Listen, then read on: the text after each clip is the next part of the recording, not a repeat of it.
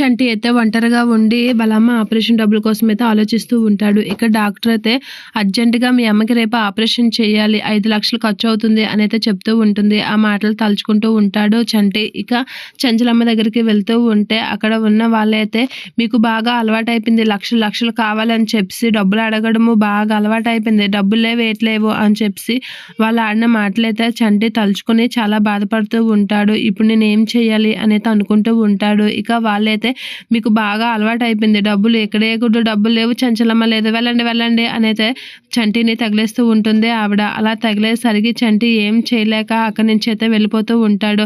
అలా వెళ్ళిపోసరికి చంటి అయితే ఆలోచిస్తూ ఉంటాడు, ఇప్పుడు మా అమ్మ ఆపరేషన్కి డబ్బులు ఎవరిని అడగాలి, ఏం చేయాలి అని అయితే ఆలోచిస్తూ ఉంటాడు. అలా ఆలోచిస్తున్న చంటిని చూసి ఏం చేస్తున్నారు ఈయన ఇక్కడ అనైతే వస్తూ ఉంటుంది. సింధూర అక్కడికి వచ్చి ఏమైందండి, ఇక్కడేం చేస్తున్నారు అనైతే పిలుస్తూ ఉంటుంది. సింధూర ఎక్కడికి వెళ్ళారు ఇంతవరకు, ఏం చేస్తున్నారు అనేది అడుగుతూ ఉంటుంది. ఆ మాటలకి సింధూర కాసేపు చంటి అలా చూస్తూ ఉంటాడు. ఏంటండి అలా ఉన్నారు, ఏమైంది, ఏదైనా సమస్య అనేది అడుగుతూ ఉంటుంది. ఆ మాటలకి చంటి ఏం చెప్పాలో తెలియక అలా ఇదవుతూ ఉంటాడు. ఏమైంది చెప్పండి, నా కాస్త చూడండి అని చెప్పి తన ముఖం పట్టుకొని అయితే సింధూర మాట్లాడుతూ ఉంటుంది. ఇక చంటి అయితే ఏం చెప్పాలో తెలియక అలా సతమతం అవుతూ ఉంటాడు.